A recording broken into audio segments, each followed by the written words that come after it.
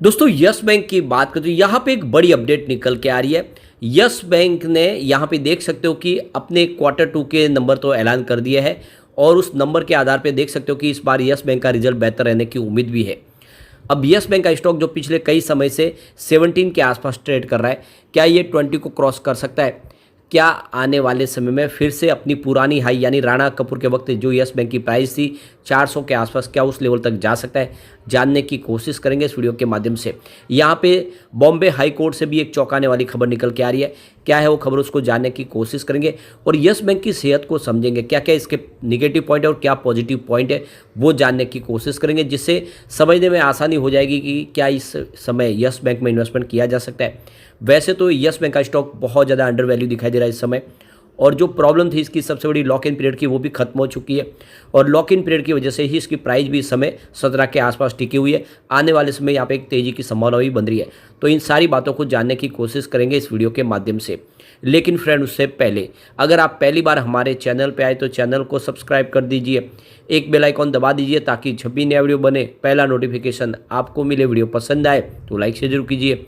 चलो friends, video start करते हैं। मैं हूं आपका दोस्त एस.बी. दवे और हमारे अपने चैनल ऑनलाइन कमाई में आपका बहुत बहुत स्वागत है। तो सबसे पहले फ्राइडे के कारोबार की बात करें, स्टॉक की शुरुआत 17.05 पर हुई तो शुरुआत ही निगेटिव हुई क्योंकि क्लोजिंग देख दो कि 17.10 के आसपास थी गुरुवार के दिन की। लेकिन इंट्राडे में 17.20 का हाई भी बना, यानी कुछ मोमेंट तेजी का बना, लोग खरीदारी किए, लेकिन ऊपर के लेवल से दबाव देखने को मिला क्योंकि बाजार में माहौल निगेटिव था तो इसने 17.05 का लो बनाया। लेकिन उसके बाद में जो क्लोजिंग है वो बिल्कुल फ्लैट रही 17.10 पर ही, जहाँ पे कोई अप डाउन देखने को नहीं मिली। तो एक तो इस बात से समझ में आ रहा है कि स्टॉक बहुत ज़्यादा स्टेबल है। अब यहाँ पे एक बड़ी अपडेट निकल के आ रही है। बॉम्बे हाई कोर्ट ने रेडियस ग्रुप के एमडी की जो जमानत की अर्जी थी उसको खारिज कर दिया है और आप देख सकते हो कि रेडियस ग्रुप के जो एमडी है छाबरिया, उनको यहाँ पे जो यस बैंक का जो घोटाला हुआ था जिसमें डीएचएफएल के साथ मिलके जो पूरा का पूरा एक मनी लॉन्ड्रिंग का मामला बना था, उस घोटाले के तहत यहाँ पे गिरफ्तार किया गया और छाबरिया का इसमें एक बड़ा रोल है। और इसी वजह से देखें तो यस बैंक का जो पूरा घोटाले में सारे के सारे जितने भी इस समय देखें तो आरोपी है वो सारे जेल में है। राणा कपूर भी जेल में है, डीएचएफएल के मालिक भी जेल में है और अब छाबरिया की जमानत को फिर से नामंजूर किया गया है। तो बॉम्बे हाई कोर्ट का मानना है कि यस बैंक मामले में मनी लॉन्ड्रिंग का ये जो केस है इसमें पूरी तरह से इन्वॉल्वमेंट है छाबरिया की और उन्होंने इलीगल तरीके से पैसों की हेराफेरी की है और इसी को लेकर उनकी जो जमानत याचिका थी उसको खारिज कर दिया है। तो देखो कि सिंगल बेंच के जज एमएस कर्णिक ने 9 अक्टूबर को जो जमानत याचिका थी छाबरिया की उसको डिसमिस किया है।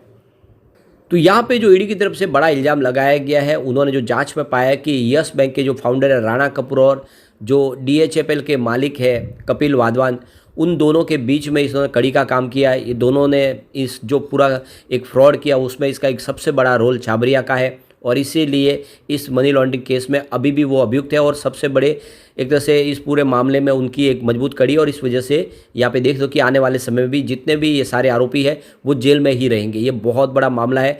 इस मामले में देखें तो जो बैंकों की साख थी उसको पूरी तरह से गिराया, लोगों के पैसे काफ़ी डूबे। आप देख ही रहोगे 81 बॉन्ड्स का मामला जिसमें लोगों ने भरोसा करके यस बैंक में पैसे लगाए थे, वो सारे पैसे उनके डूबे क्योंकि आरबीआई ने 81 बॉन्ड्स की जो रकम थी उसको जीरो किया क्योंकि उस समय उनसे साइन करवाए थे। उस एग्रीमेंट में कहा गया था कि अगर बैंक को कोई प्रॉब्लम होगी तो वो सारी रकम जीरो हो जाएगी। उसी नियम के तहत आरबीआई ने सारी रकम को जीरो किया क्योंकि यस बैंक डूब चुकी थी। ऐसे में उन लोगों के पैसे नहीं दिए जा सकते, ये आरबीआई का कहना था। लेकिन अब आप देखें तो पूरा मामला फिर से कोर्ट में पहुंच चुका है, वहाँ पे जांच चल रही है।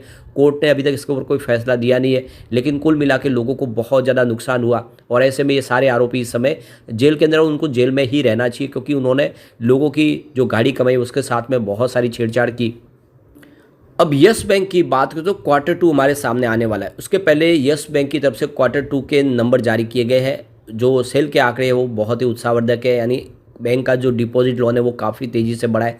आप देख सकते हो कि बैंक का जो डिपॉजिट है उसमें 17.2% की शानदार वृद्धि ईयर ऑन बेसिस पे देखने को मिल रही है, जो 2,34,360 करोड़ के आसपास रहा है।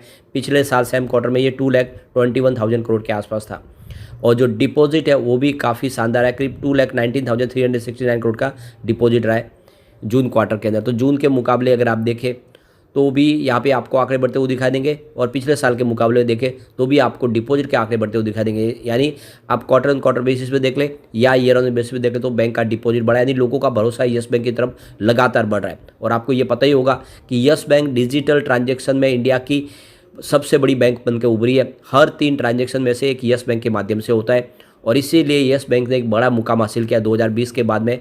और ये 3 साल के दरमियान यस बैंक ने बहुत कुछ किया है। यहाँ पे लगातार अब ब्रांच ओपन हो रही है और यस बैंक के कस्टमर बेस में इजाफा हो रहा है। बैंक ने कहा है कि उनका जो टोटल लोन्स और एडवांस है उसमें 9.5% की वृद्धि ईयर ऑन बेसिस पे हो रही है, और ये काफ़ी शानदार आंकड़े हैं, उत्साहवर्धक आंकड़े हैं।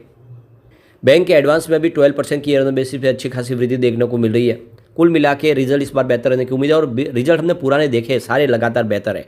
आप ये देखें तो जून 2022 में जहाँ पे 5,920 करोड़ के आसपास जो रेवेन्यू था वो जून 2023 तक बढ़ते हुए 7,637 करोड़ तक पहुंच गया, और हर क्वार्टर में लगातार रेवेन्यू बढ़ रहा है, कहीं पर कोई गिरावट नहीं है, एक तरफा रेवेन्यू में वृद्धि हो रही है, और ये एक आंकड़े उत्साहवर्धक है। इस बार भी रेवेन्यू डेफिनेटली बढ़ सकता है। अब प्रॉफिट की भी बात करें, जून 2022 में 314 करोड़ के आसपास प्रॉफिट था। दिसंबर में ये कम होकर 55.07 करोड़ के आसपास आ गया, और इसके पीछे वजह था हैवी प्रोविजन। लेकिन उसके बाद में मार्च में वृद्धि हुई, 206 करोड़ के आसपास प्रॉफिट रहा, और जून 2023 आ जाते ही 347 करोड़ तक पहुंच गया। तो आप क्वार्टर ऑन क्वार्टर बेसिस पे देख लो या ईयर ऑन बेसिस पे देख लो तो बैंक का प्रॉफिट बढ़ा है, यानी बिजनेस बिल्कुल पटरी पे है, लगातार रेवेन्यू प्रॉफिट बढ़ रहा है, और साथ में नेटवर्थ भी बढ़ रहा है। देख लो कि जून 2022 में 34,110 करोड़ के आसपास जो नेटवर्थ था वो जून 2023 में 41,141 करोड़ तक पहुंच गया। तो काफ़ी शानदार आंकड़े, उत्साहवर्धक आंकड़े हैं, और ये इशारा करे कि आने वाले समय यस बैंक में तेजी डेफिनेटली बनेगी। अब यस बैंक के कुछ स्टॉक के अंदर जो पॉजिटिव पॉइंट और निगेटिव पॉइंट है उसको भी देख लेते हैं। तो जो पहला पॉइंट है पॉजिटिव, और वो है एनुअल रेवेन्यू रोज 19.64%। तो देख लो कि एनुअल जो रेवेन्यू है वो 26,826 करोड़ के आसपास रहा है, और देख सकते हो कि ये काफ़ी अच्छा है। इसके सेक्टर के साथ में अगर कंपेयर करें तो सेक्टर का जो रेवेन्यू ग्रोथ है वो 12.88% के आसपास है, तो ये इसके लिए एक पॉजिटिव पॉइंट है। सेकंड पॉजिटिव पॉइंट है क्वार्टरली रेवेन्यू रोज 25.52%, और ईयर ऑन ईयर बेसिस पे देखें तो 7,637 करोड़ के आसपास रहा है, तो ये भी इसके लिए एक पॉजिटिव पॉइंट है। वैसे जो सेक्टर का जो रेवेन्यू ग्रोथ है वो 32.45% के आसपास रहा है। तीसरा पॉइंट निगेटिव, और वो है एनुअल नेट प्रॉफिट, जिसमें 30.85% की गिरावट देखने को मिल रही है, जो 735.82 करोड़ के आसपास रहा है। अगला पॉइंट फिर से पॉजिटिव, और वो है क्वार्टरली नेट प्रॉफिट, जिसमें देख लो कि 10.36% की वृद्धि देखने को मिल रही है। ईयर टू ईयर के हिसाब से देखो 346.68 करोड़ के आसपास रहा है क्वार्टरली नेट प्रॉफिट, तो ये इसके लिए उत्साहवर्धक आंकड़ा है। अगला पॉइंट फिर से निगेटिव बन रहा है, और वो है यहाँ पे स्टॉक प्राइस, जिसमें 8.23% की ही वृद्धि हुई है, जबकि सेक्टर की जो वृद्धि है वो 30.94% के आसपास है, तो ये निगेटिव पॉइंट बन रहा है। अगला एक और पॉइंट निगेटिव, और वो है प्राइस टू अर्निंग रेशियो 64 के आसपास है, तो जो सेक्टर का पी है वो 24 के आसपास है, तो ये काफ़ी ज़्यादा पी इसका हाई है, और ये इसके लिए एक निगेटिव पॉइंट है। अगला निगेटिव पॉइंट है डेट टू इक्विटी रेशियो, जो 1.91 के आसपास है, जो हायर देन 1% है, तो ये भी एक निगेटिव पॉइंट है। अगला निगेटिव पॉइंट है और वो है रिटर्न ऑन इक्विटी यानी ROE, जो लेस देन 1% है, तो ये भी इसके लिए एक निगेटिव पॉइंट है, क्योंकि फिलहाल देखें तो इनका ROE भी थोड़ा सा यहाँ पे निगेटिव बना हुआ है। अगला पॉइंट पॉजिटिव, और वो है म्यूचुअल फंड की होल्डिंग जो इंक्रीज हुई है, 0.04% थी, जो बढ़ के 0.16% तक आ गई, तो म्यूचुअल फंड का भरोसा बढ़ा है इस समय यस बैंक के ऊपर। अगली जो रेटिंग है वो न्यूट्रल, और वो है इंटरेस्ट कवरेज रेशियो, जो 1.22 के आसपास है। नॉर्मल रेंज 1 से लेकर 1.5 के आसपास होती है, तो उस नॉर्मल रेंज के अंदर है। अब यहाँ पे टोटल निगेटिव पॉइंट अगर हम देखें तो 5 निकल के आ रहे हैं, और यहाँ पे अगर हम पॉजिटिव पॉइंट की बात करें तो यहाँ पे 4 है, तो लगभग एक जैसा ही बैलेंस है, क्योंकि एक न्यूट्रल पॉइंट भी है, तो उसको मिला देवे तो लगभग एक जैसे, यानी आप देखें तो इसके जो निगेटिव पॉइंट और पॉजिटिव पॉइंट का दायरा लगभग सेम है। अब यहाँ पे इसकी रेटिंग को देखें तो मास्टर रेटिंग 5 स्टार में से 4 स्टार की रेटिंग है, जो बहुत ही ज़बरदस्त है। EPS स्ट्रेंथ इसकी वीक है, क्योंकि 5 स्टार में से मात्र 2 स्टार की रेटिंग है, लेकिन बायर डिमांड के मामले में देखें तो 5 स्टार में से 5 स्टार की रेटिंग निकल के आ रही है, जो बहुत ही ज़बरदस्त है। लोगों का रुझान पॉजिटिव बना हुआ है स्टॉक की तरफ।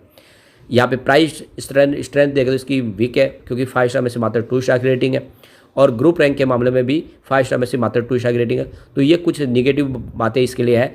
कुल मिला के रेटिंग देखें तो मिक्स दिखाई दे रही है, ओवरऑल अगर आप लॉन्ग टर्म इन्वेस्टर है तो यस बैंक में खरीदारी का अच्छा मौका है। निकट भविष्य में ये अपनी पुरानी हाई को फिर पा सकता है, यानी जो 400 को क्रॉस कर सकता है। ऐसे में लॉन्ग टर्म इन्वेस्टर इसमें अच्छा पैसा कमा सकते हैं। कम से कम 5 से 10 साल देंगे तो यस बैंक आपको मालामाल कर देगा। लेकिन फ्रेंड, कोई भी इन्वेस्टमेंट करने से पहले अपने फाइनेंशियल एडवाइजर से बारे ले ले या अपना खुद का रिसर्च करें, क्योंकि मैंने वीडियो आपके एजुकेशनल पर्पज़ के लिए ही बनाया। वीडियो पसंद आए तो लाइक से जो कीजिए और चैनल को सब्सक्राइब कर दीजिए। Thank you friend.